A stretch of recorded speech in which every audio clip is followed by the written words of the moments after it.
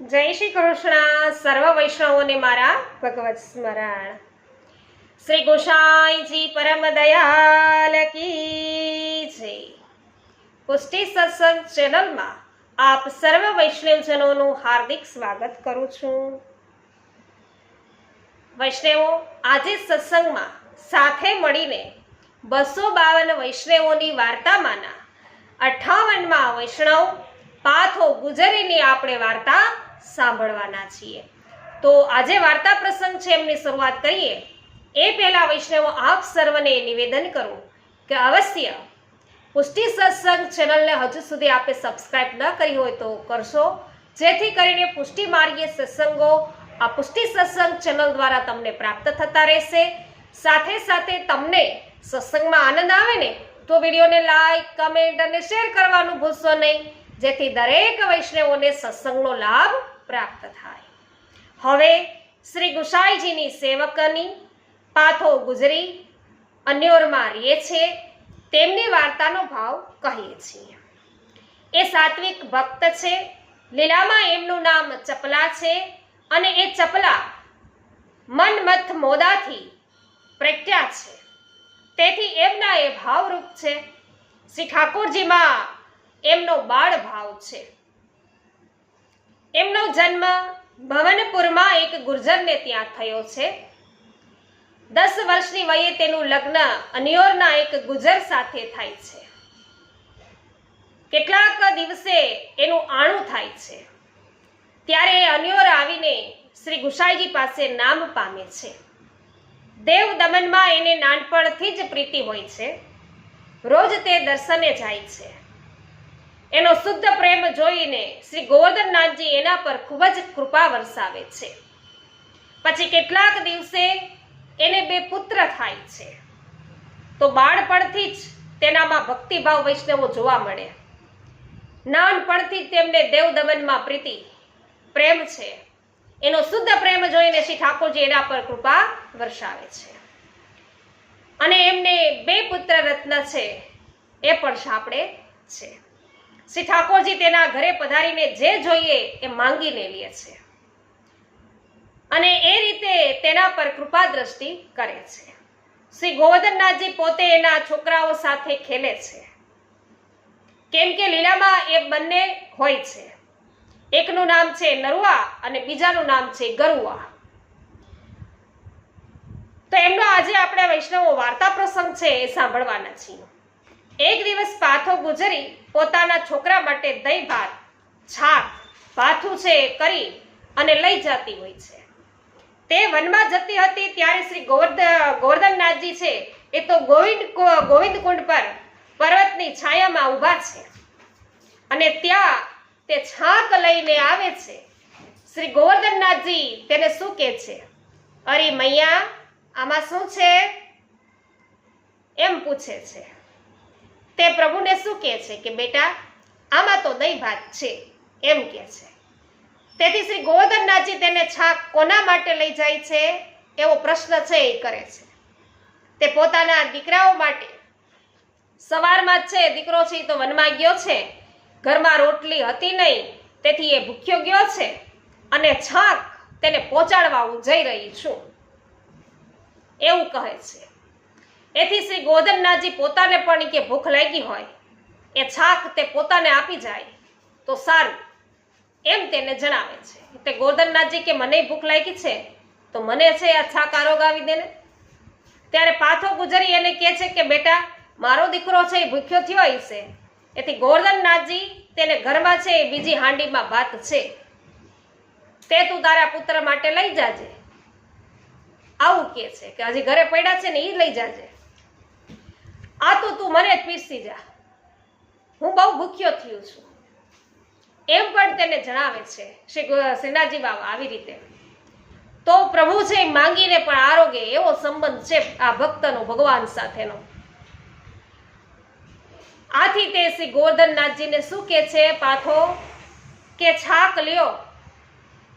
શ્રી ગોવર્ધનનાથજી તેને પોતાના થાળમાં છે છાક પીરસવાનું કહે છે.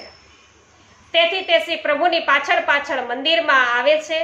મંદિરના બધા કમાડ છે એ ખુલ્લા હોવાનું અને પોરિયો ઊંઘી ગયો હોવાનું એને દેખાય છે. પછી તે પોતે મંદિરમાં જાય છે. તે શ્રી ગોવર્ધનનાથજી આગળ થાળ છે એ પીરસે છે. ગોવર્ધનનાથજીની આગળ થાળ પીરસે છે અને શ્રી પ્રભુ તે આરોગવા લાગે છે. પાથો તો થાળ પીરસીને તેના ઘરે જાય છે. તો ભગવાને એવી માયા રચી કે મંદિરના બધાય દરવાજા ખુલ્લા, કમાડ છે એ ખુલ્લી જાય છે અને પોરિયો ઊંઘી જાય છે. આ મંદિરમાં જવા માટે, પાથો માટે માર્ગ છે પ્રભુ છે મોકળો કરી આપે છે. તો આ વાર્તામાં વૈષ્ણવો એક સંદેશ એ છે કે દીકરાના નિમિત્તની છાક પ્રભુ કેવી રીતે આરોગ્યા. વળી અનોસરમાં પાથોને શ્રી ગોવર્ધનનાથજીના મંદિરમાં લઈ જઈ એના હાથની છાક કેમ પ્રભુ આરોગ્યા. શ્રી આચાર્યજી મહાપ્રભુજીના માર્ગની તો રીત નથી. તો શ્રી ગોવર્ધનનાથજીએ આમ કેમ કર્યું? તો કહે છે કે પાથો ગુજરી અને તેના દીકરાઓને શ્રી ઠાકોરજીનો સાક્ષાત સંબંધ થયો છે. વળી તે વ્રજવાસી છે, તેથી એમનામાં ભિન્ન ભાવ શ્રી ગોવર્ધનનાથજી પોતે રાખતા નથી, તો સખ્ય ભાવ રાખે છે. જેમ કૃષ્ણ અવતારમાં ગ્વાલ બાલો છે એ ગ્વાલ બાલોની છાક લૂંટીને ખાવા છાંડી પણ ખાતા, તેવી જ રીતે અહીં પાથો ગુજરીના સ્નેહને વશ થઈ અને શ્રી ગોવર્ધનનાથજી પોતે એની સાથે તેવી જ લીલા કરે છે.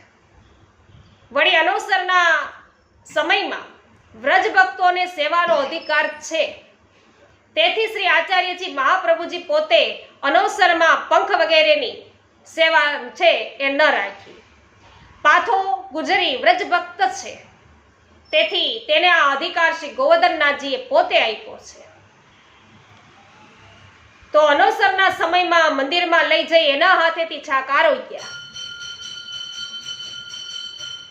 શ્રી આચાર્યજી મહાપ્રભુજીના માર્ગની રીત પ્રમાણે છે એ જાણવું અને વિપરીત જાણવું નહીં. એ પછી ગોવર્ધનનાથજી પોતે દહીં ભાત આરોગે છે. થાળમાં શ્રી ગોવર્ધનનાથજીના શ્રી હસ્તની આંગળીઓની રેખા છે એ ઉપસી છે. એ થાળ શ્રી ગોવર્ધનનાથજીની આગળ જ ધરેલો રહ્યો છે અને થોડો સરખો દહીં ભાત પણ થાળમાં રહ્યો છે. એ પછી ઉત્થાપન સમયે શ્રી ગુસાઈજી સ્નાન કરીને પર્વત પર ચડીને શંખનાદ કરાવીને મંદિરમાં પધારે છે. તો ભીતર જઈને જુએ તો શ્રી ગોવર્ધનનાથજી આગળ તો થાળ ધરેલો છે અને આંગળીઓની રેખા પણ થાળમાં ઉપસેલી છે. એ જોઈ અને શ્રી ગુસાઈજીએ એ અંગે ખેદ થાય છે એમને. પ્રથમ તો તેઓ રૂપા પોરિયાને બોલાવીને અહીંયા કે કોણ આવ્યું હતું, કોણ આવ્યું છે આવું પૂછે છે. તેથી તે તેમને કહે છે કે મહારાજ અહીંયા તો કોઈ આવ્યું નથી, પણ મને થોડોક ઊંઘ આવી હતી હો. એ વેળાએ કોઈ આવ્યું હોય તો મને ખબર નહીં, પણ મારી સામે તો કોઈ આવ્યું નથી ને ગયું નથી એમ જણાવે છે. તેથી શ્રી ગુસાઈજીને આ વાત શ્રી ગોવર્ધનનાથજીની હોવાની લાગે છે. ક્યારે નહીં સુવે તે રૂપો આજે કેમ સુવે? કોઈ દી તો હુએ નહીં, આજ કેમ એને ઊંઘ આવી ગઈ છે? તેથી આ કામ શ્રી ગોવર્ધનનાથજીનું જ છે એમ તેઓ મનોમન હવે નિશ્ચય કરે છે. અને પછી તેઓ શ્રી ગોવર્ધનનાથજીને, બાબા આ કોની પાસે માગીને આરોગ્યા છો એમ પૂછે છે. ત્યારે શ્રી ગોવર્ધનનાથજી શ્રી ગુસાઈજીને કહે છે કે આજે આ દહીં ભાત પાથો ગુજરી પાસે માગીને આરોગ્યો છું. પછી શ્રી ગુસાઈજી મૌન રહે છે. તો ભગવાને રચેલી માયાનો પાર છે એ તો કોઈ પામી નથી શકતું. પાથો અને પોરિયો રૂપો વૈષ્ણવો કોઈ દી ઊંઘે નહીં, ઊંઘી ગયો. તો આમ શ્રી ગોવર્ધનનાથજી માયા રચીને પાથોને મંદિરમાં પ્રવેશવા માટે માર્ગ મોકળો કરી આપે છે. તો એવું અહીંયા દર્શાવ્યું છે. બીજો અગત્યનો મુદ્દો વૈષ્ણવો એ છે કે શ્રી ગુસાઈજી પોતે પૂર્ણ પુરુષોત્તમ છે. તેમણે શ્રી ગોવર્ધનનાથજીએ રચેલી માયાનો ખ્યાલ છે એ આવી જાય છે, કેમ કે ક્યારેય પણ નહીં અને આજે જ કેમ રૂપો પોડ્યો છે એમને ઊંઘ આવી ગઈ. તો એક બીજો વાર્તા પ્રસંગ એવો છે કે એકવાર પાથો શ્રી ગોવર્ધનનાથજીના દર્શને આવે છે. ત્યારે શ્રી ગોવર્ધનનાથજીને ભોગ આવેલો હોય છે એટલે કમાડ બંધ હોય છે. પાથો એ સમયે દર્શન માટે આવે છે. તે બહારથી જ તે પછી શ્રી ગોવર્ધનનાથજીને મેળા મારે છે કે તે શ્રી ગોવર્ધનનાથજીને અહીં તો તું હવે કે રાજી થઈને ઘરમાં બેઠો છે, કમાડ વાસીને પાછો તો આરોગ્ય છે, આવા મેણા મારે છે. શ્રી ગોવર્ધનનાથજીને અહીં તો તું હવે રાજી થઈને કે બેઠો છો એવું કહે છે. હવે તો તારી ખૂબ કે ઠકરાઈ થઈ ગઈ, તેથી અમને કોડી કે ભીતર જવા દે, હવે તો ઘમાડ બંધ જ કરી દે ને. તો આવા ઘણા એવા મર્મ વચનો છે તે તેમને શ્રી ઠાકોરજીને સંભળાવે છે. ત્યારે મંદિરના કમાડ એ જ વેળાએ વૈષ્ણવો ખુલી જાય છે.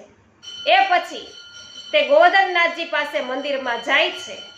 તે દિવસથી પાછો ગુજરી છે એ દર્શન માટે આવે ત્યારે ફરીથી દર્શન પામે છે અને તેને વેળા કવેળાની કોઈ પણ જાતની રોકટોક રહેતી નથી. એ પાથો ગુજરીનો શ્રી ગોવર્ધનનાથજી સાથે આવો સંબંધ છે. તો શ્રી ગોવર્ધનનાથજી પાથો ગુજરીને મૈયા કહીને અને પાથો ગુજરી શ્રી ગોવર્ધનનાથજીને બેટા કહીને સંબોધે છે. આથી તેમની વચ્ચે માતા પુત્રનો નાતો છે. માતા પુત્રનો કાન આંબળી શકે છે, ઠપકો છે એ પણ આપી શકે છે. તો અહીં પાથો મંદિરના કમાડ બંધ જોઈ અને ગોવર્ધનનાથજીને ઠપકો આપે છે. તેથી મંદિરના દ્વાર છે એ ખુલી જાય છે. પાથો દર્શન પામે છે. એ પછી તેને મંદિરમાં જવા માટે સમય કસમય નડતો નથી. તેને કોઈ છે રોકટોક રહેતી નથી.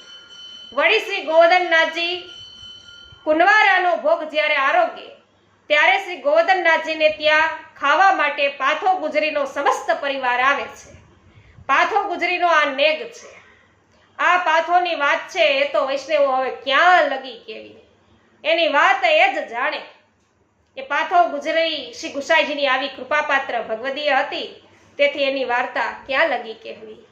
તો વૈષ્ણવો આવા પરમ ભગવદીઓના ચરણોની અંદર કોટી કોટી વંદન. બોલો શ્રી ગુસાઈજી પરમ દયાલ કી જય.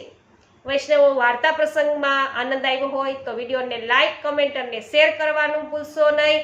સાથે સાથે હજુ સુધી પુષ્ટિ સત્સંગ ચેનલને સબસ્ક્રાઇબ ન કરી હોય તો અવશ્ય કરી લેજો. જય શ્રી કૃષ્ણ.